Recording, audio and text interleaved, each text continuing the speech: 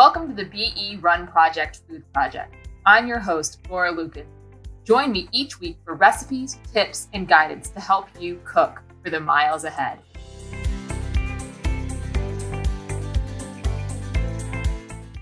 Hey BE Run Project. I'm Laura Lucan. For those of you who don't know me, I'm Rick's wife. It's okay, I chose it. For a while now, Rick and I have wanted to do a few videos or seminars on nutrition and how different foods can support your training. And what better time than now when we're all stuck at home anyway. So before we get started, how are you guys all doing? I'm doing great. Really, really great. And I'm practicing my daily wellness.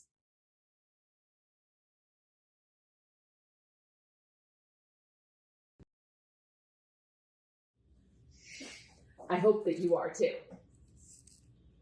So for our first meal, we thought it would be a really good idea to choose something that everyone had access to, since there's a little bit of craziness at the grocery store. So things that either are definitely going to be stocked or maybe you already have in your pantry.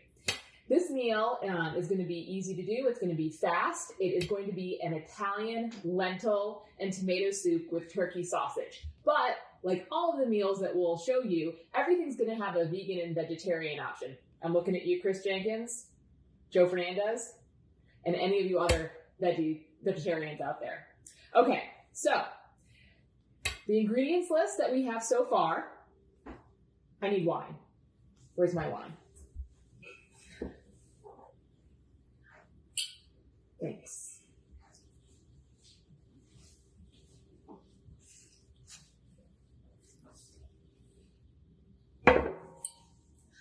Are going to be pretty simple, not too much. First, we're going to have lentils, and lentils are a really good option all around, not only because of the protein, but lentils and any other type of bean is really high in iron, zinc, vitamin B, and magnesium, all of which are really good for immunocompetence, but also for energy as well. So this would be a good Friday night option before your long run. And when you pair lentils or other beans with a whole grain, such as quinoa, it actually creates a complete protein. So this is good for vegans and vegetarians, and everybody really. If you don't have quinoa on hand, another good option would be rice. You can use farro as well if you have it, but that might be a little bit mushy. So I would suggest either rice or quinoa. We're also going to throw some veggies in here. Celery, onions. These are actually shallots because, let's be honest, we're all just using what we have right now. Kale, something like spinach or collard greens would also work with this. And for the sausage, I use turkey sausage, but if you are vegan or vegetarian, a good brand is Lighthouse. It actually tastes most like sausage, I think, and it cooks really well.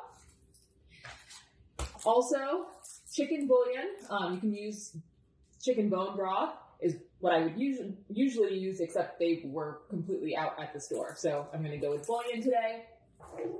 A tomato sauce, tomato paste will also work, and you can add a little bit of water if you don't have this on hand. And normally I would use whole tomatoes, so one whole tomato, but in this case, again, they were out at the grocery store, so we're going to opt for canned tomatoes. Simple spices, we're going to use Italian seasoning, crushed red peppers. You can use more or less depending on how spicy you like it. Rick likes everything really, really spicy, so we use quite a bit.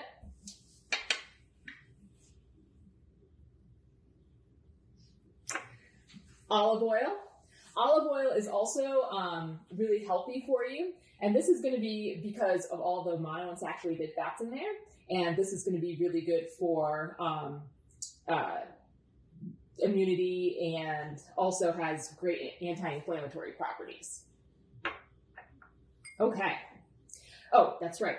The reason we're doing lots of tomatoes is because it's high in lycopenes, and lycopenes are going to be also good for virus fighting T cells. We want those up. This is, of course, good when you have something like the coronavirus around, but also in general training. As your training goes up, you also become a little immunocompromised. Who hasn't been right before their 20-mile run and come down with a cold, right? Or feel like you're getting a little bit sick right as you start to taper. So this is a really great meal for energy, for immunocompetence.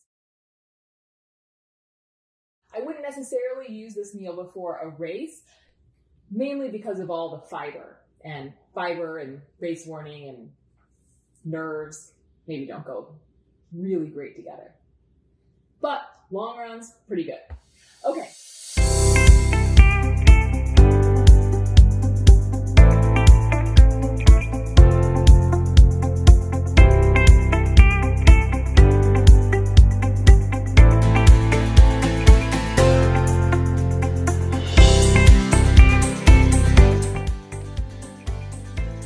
You ready? So grab a drink and let's get started.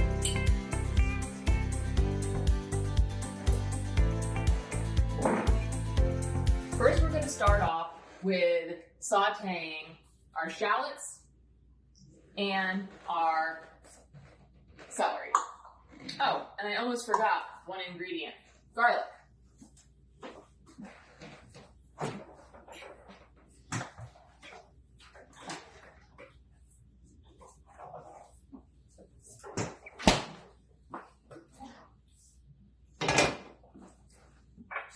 We're going to start with about 2 tablespoons of olive oil on high. Get that nice and hot. I did pre-measure everything out, but usually I kind of just go by feel. I never make anything exactly the same twice, but we're going to give you some rough estimates. I would just take a nice healthy helping, maybe about a tablespoon of garlic. It's probably a little bit more, but garlic also has great properties for immunocompetence. Fun fact, our cleaning lady actually chews on raw garlic every single day, and that's how she says that she never gets sick. True? I don't know, but interesting. Once it starts to get a nice aroma and a little bit of a sizzle. Just like our marriage. No. I'm so sorry. This is the only camera crew I have. There's no one else. I can't have anyone else in my house. What am I going to do, right? Onions first.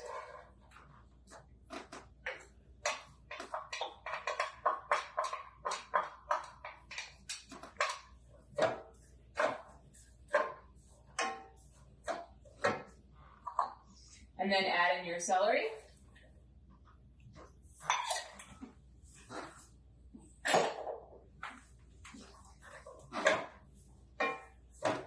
You're going to let this saute until everything's aromatic and transparent.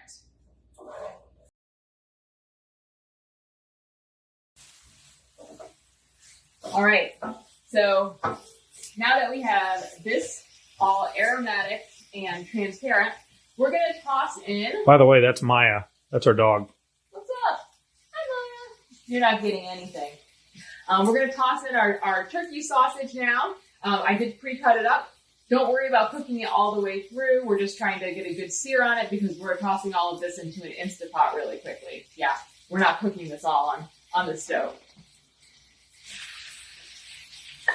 Of course, Maya comes around right when the meat goes into the pan. Of course he does. He does. That's because we also have a toddler that feeds her.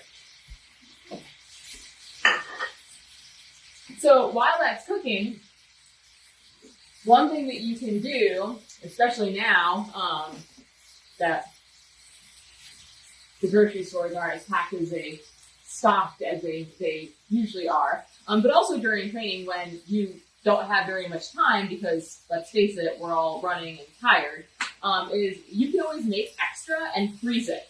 So I usually try to make triple what we would eat. So Rick and I usually eat my food because my toddler thinks that peanut butter and jelly is really good and gourmet and doesn't eat anything I cook.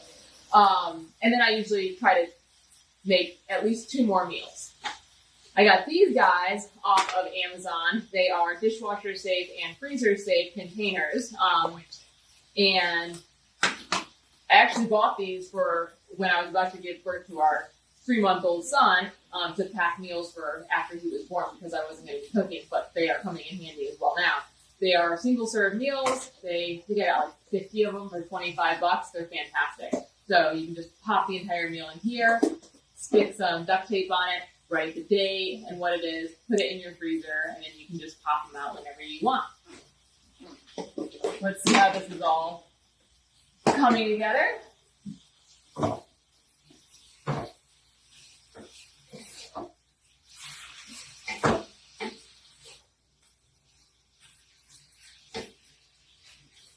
It is looking great.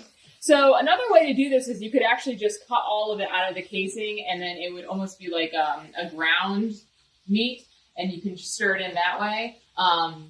The same thing with the vegan sausage. I would just cut those up, toss it in, and then get a good sear on it. And while that's cooking, we're going to grab the Instapot and start putting all of the other ingredients in.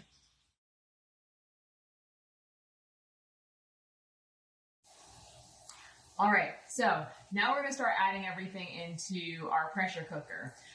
So the most well-known pressure cooker is going to be the Instapot. This is not that. This is a Ninja Foodie. It happens to be a pressure cooker, air fryer, convection oven, slow cooker all in one.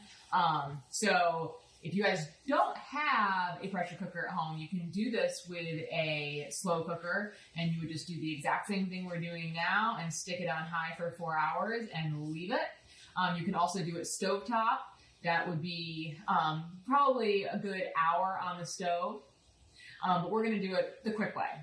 So I put in here 8 cups of water already.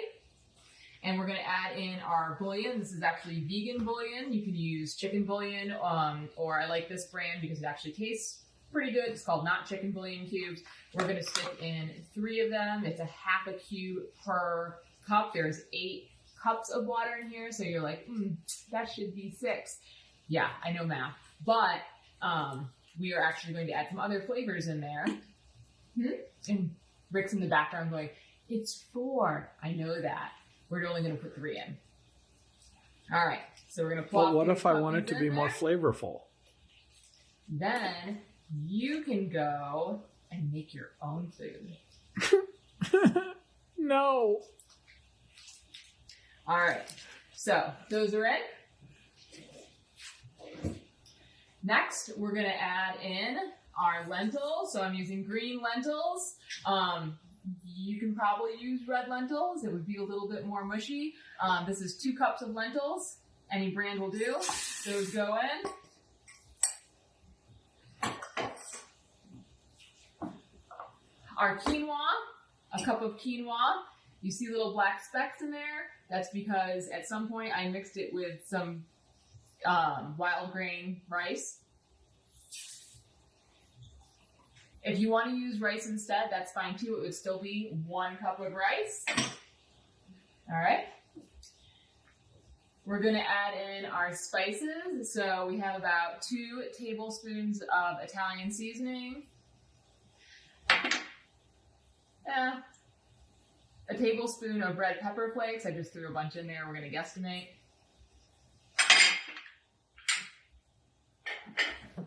All right, so now we're going to add in our tomatoes. So again, I didn't have any fresh tomatoes because the store is out, so we're going to go can. If you do have fresh tomatoes, that's preferable, and I would use 1 large tomato, dice it up, and throw it in.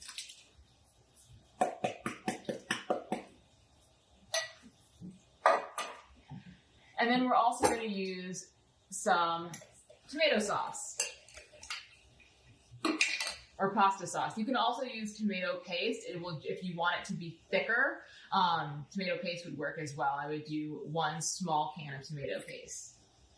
We're not going to use all of the tomato sauce. We're going to use about half of it. maybe a little more than half, whatever that is. It's fine. All right. Our baby kale, we're actually going to wait, and that's we're going to put in at the end. If you didn't catch all of the ingredients, or you missed something, or you missed an amount, don't worry. We're going to put all of the recipe in the show notes for your reference. All right, so let's see how this is cooking up. I think we're ready to add in the rest of our ingredients. That just goes straight into the pot. So as the warning clearly says on all of the pressure cookers, do not fill past the fill line. I am almost to the max fill line, so we're going to stop there. We're going to give this a little bit of a stir. Okay.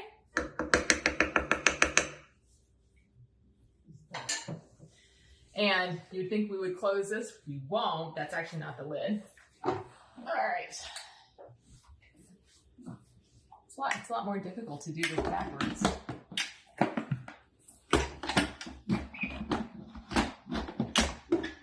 The reason there's different lids is because it's a multifunctional device, different lids for different purposes.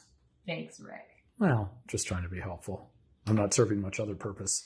All right, we're going to put that on. We are going to select pressure, high, and we're going to do 20 minutes. All right. So now is a good time to refill your glass and take a little bit of a break. We'll be back in 20 minutes.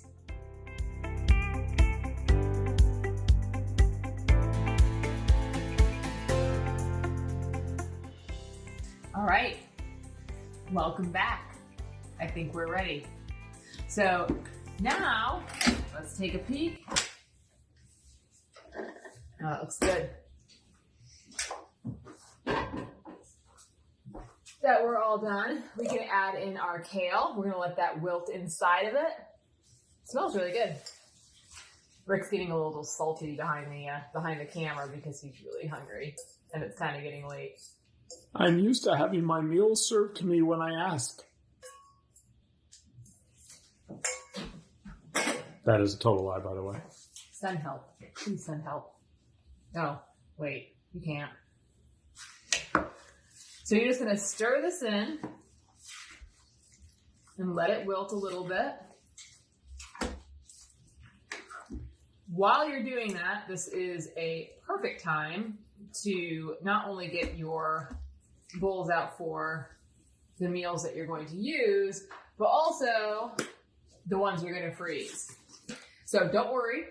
We are going to put the link to these on Amazon in the show notes if you are interested in getting them, because it's really great. You just pop them out of the freezer and then you can pop them straight into the microwave and you have dinner. So like I said, we try to make triple. This is about 5 to 6 servings. Over here. And what we can actually do after is if we want a little bit creamy, sorry vegetarians and vegans, this isn't going to work for you. Well, vegetarians it will. But to add a little bit of nice cream, I always top it with a bit of yogurt, non-fat, just plain yogurt. It makes it really creamy. And it's also very good for you. All right. Well, let's dish it up and see what it looks like.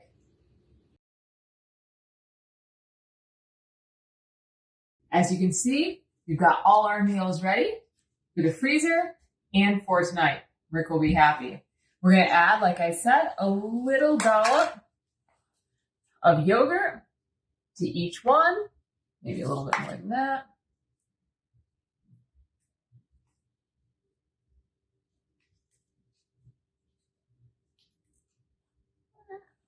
And just to have a little bit more of our healthy fats, we're going to add in some avocado on top.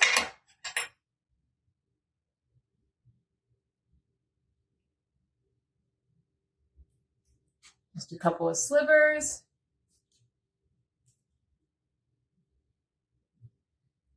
Again, it adds a little bit of a creamy texture to it. Be really nice. Take your pepper. Do I have it on pepper? Do I? Yes. Rick has like 8 million pepper grinders. You know, I'll show you every single one of them for each of these subsequent recipes that we make.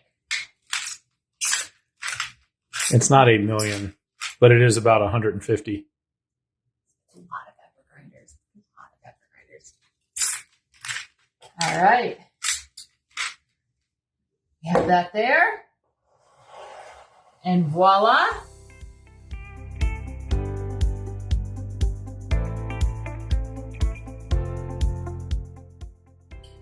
A winning recipe.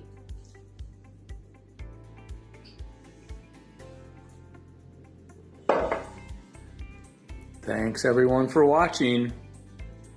See you next time.